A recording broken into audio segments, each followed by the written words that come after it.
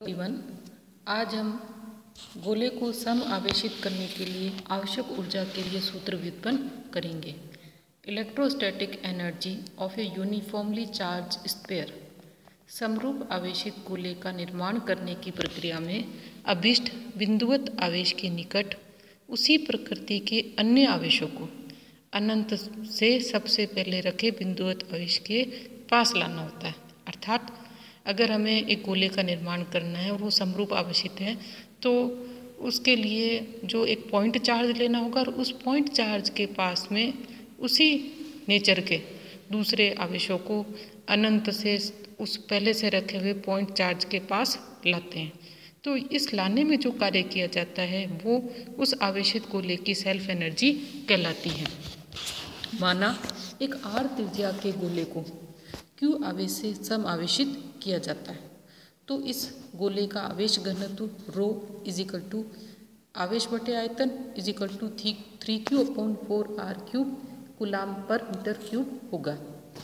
अब सम आवेशित गोले की स्व ऊर्जा की गणना करने के लिए हम गोलीय आवेश वितरण को बहुत से सकेंद्रीय कोषों से मिलकर बना हुआ मान सकते हैं, जिसके प्रत्येक का केंद्र O है।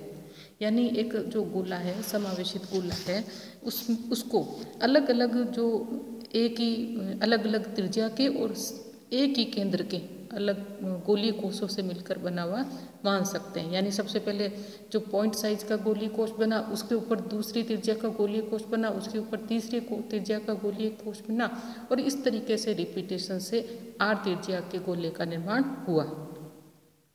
तो गोले के निर्माण के लिए आवश्यक विद्युत ऊर्जा का मान ज्ञात करने के लिए आवेश को एकत्रित करने में संपन्न कुल कार्य का मान ज्ञात करना पड़ेगा और ये कार्य का मान ही गोले में संचित स्व ऊर्जा के बराबर होगा। तो इस डायग्राम में देख लेते हैं। अब इस कार्य का मान ज्ञात करने के लिए हम r त्रिज्या और dr मोटाई के गोलीय कोष की कल्पना करते हैं। तो इस डायग्राम के अनुसार r त्रिज्या के गोले के अंदर आवेश की मात्रा, तो क्योंकि चार्ज डेंसिटी रो है तो जो r त्रिज्या के गोले के अंदर जो आवेश होगा वो 4/3 πr³ रो हो जाएगा। अब dr मोटाई के गोलीय कोष में निहित आवेश की मात्रा, तो dr जो मोटाई का गोलीय कोष है पहले तो हम उसका वॉल्यूम देख लेते हैं और फिर उसमें उसका जो है आवेश चार्ज डेंसिटी से मल्टीप्लाई करेंगे तो ये आ जाएगा 4πr² dr इंटू रो।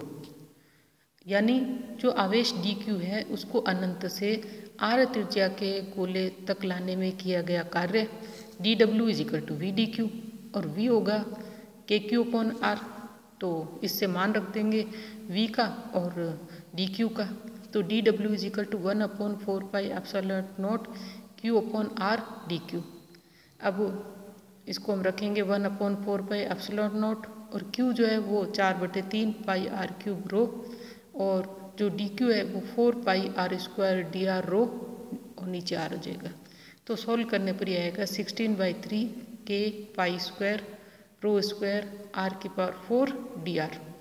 कार्य की जो ये मात्रा हमने कैलकुलेट करी है वो r त्रिज्या के गोले को dq आवेश की मात्रा लाने के लिए आवश्यक विद्युत स्थितिज ऊर्जा के तुल्य होगा। अब हमें कैपिटल R त्रिज्या का गोले का निर्माण करना, तो जो इसका इंटीग्रेशन कर देंगे और रेडियस रखेंगे r इजिकल टू 0 से r is equal to capital R तक। तो जो u का मान आएगा वो 16/15 k π² रो² r⁵। अब रो का मान रख देंगे तो u is equal to 3/5 k q²/r।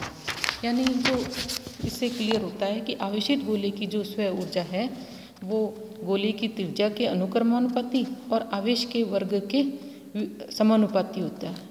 तो इसी कंसेप्ट के आधार पर Z परमाणु क्रमांक का जो नाभिक है, परमाणु का जो नाभिक है उस पे उपस्थित आवेश Ze के कारण r दूरी पर स्थित विद्युत स्थितिज ऊर्जा का मान u इजिकल टू 1/4πε0 3/5 Ze का होल स्क्वायर/r।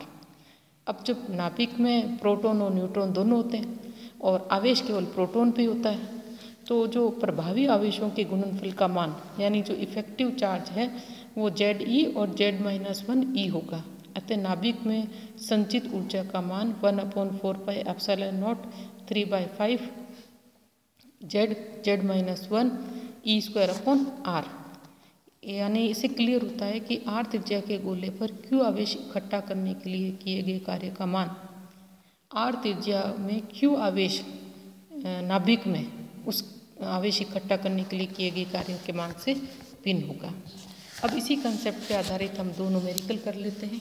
तो ये एक न्यूमेरिकल पहला है कि calculate the required amount of energy to build a sphere of radius 6.6 × 10⁻15 metre and having 70 electron charge on it. तो सबसे पहले r त्रिज्या के गोले को q आवेश से आवेशित करने पर उसमें जो संचित विद्युत ऊर्जा का मान होगा U = K 3/5 q²/r। अब r है यहाँ पे 6.6 × 10⁻15 मीटर, q = 70 इलेक्ट्रॉन, तो 70 × 1.6 × 10⁻19 कूलाम। तो हल करने पर u की वैल्यू जो आएगी वो 6.41 × 10⁸ इलेक्ट्रॉन वोल्ट की प्राप्त होगी। तो इसी तरीके से हम एक अगला जो कंसेप्ट लेते हैं classical radius of an electron. तो इलेक्ट्रॉन का आकार बहुत छोटा होता है और इसकी आकृति का निश्चित निर्धारण नहीं होने के कारण इलेक्ट्रॉन की त्रिज्या ज्ञात करना एक कठिन कार्य होता है। अतः त्रिसम्मत सीमाओं के अंतर्गत यदि इलेक्ट्रॉन को r त्रिज्या का गोला माना जाए तो इसकी ऊर्जा को इसमें संचित द्रव्यमान के आधार पर मानी जाए तो इलेक्ट्रॉन के आकार की जानकारी प्राप्त कर सकते हैं। यदि इलेक्ट्रॉन के आवेश को E और r त्रिज्या के गोले के पृष्ठ पर ही वितरित माना जाए तो इलेक्ट्रॉन में संचित ऊर्जा का मान U = 0 to -e v dq/c। यहाँ पे हम इनकी वैल्यू रख देंगे dq की, तो ये आ जाएगा e²/2c। परंतु r त्रिज्या के गोलीय संधारित्र की धारिता c जो होती है वो 4πε0r होती है। अतः इससे u जो आएगा वो 1/4πε0 e²/r = ke²/2r। परंतु यदि इलेक्ट्रॉन का विराम द्रव्यमान m0 हो और आइंस्टीन की ऊर्जा द्रव्यमान समीकरण से इलेक्ट्रॉन की कुल ऊर्जा जो है m0 c² होगी, तो ये ऊर्जा का जो मान है वो इसकी विद्युत ऊर्जा के बराबर होना चाहिए। सो m0 c² = 1/2 × 1/4πε0 e²/r। और इसे r कैलकुलेट करेंगे तो वो आ जाएगी 1/2 × 1/4πε0 e²/m0 c²। यदि इलेक्ट्रॉन का आवेश कैपिटल R त्रिज्या के गोले के अंदर समान रूप से वितरित मान लिया जाए तो कुल विद्युत ऊर्जा जो होगी वो 3/5 1/4πε0 e²/r होगी। इस ऊर्जा का मान इलेक्ट्रॉन की चिरसम्मत ऊर्जा के तुल्य होना चाहिए। सो m0 c² = 3/5 1/4πε0 e²/r। और r त्रिज्या के गोले के अंदर इलेक्ट्रॉन आवेश के वितरण के लिए इलेक्ट्रॉन की त्रिज्या r = 3/5 के e²/m0 c²। तो इलेक्ट्रॉन की चिरसम्मत त्रिज्या r का मान ऊपर जो दोनों मॉडलों से भिन्न प्राप्त होता है। इलेक्ट्रॉन की चिरसम्मत त्रिज्या का मान होता है r = 1/4πε0 e²/m0 c²। क्योंकि ये इलेक्ट्रॉन की ज्यामितीय त्रिज्या नहीं है। 1/4πε0 होता है 9 × 10⁹ न्यूटन मीटर स्क्वायर/कूलाम² और E जो है वो 1.6 × 10⁻19 कूलाम है। और m0 है जो इलेक्ट्रॉन का रेस्ट मास 9.1 × 10⁻31 किलोग्राम है। और C जो वेलोसिटी ऑफ लाइट है 3 × 10⁸ मीटर/सेकंड। ये अगर हम वैल्यूज़ रखते हैं तो R का जो मान है वो 2.81 × 10⁻15 मीटर प्राप्त होता है।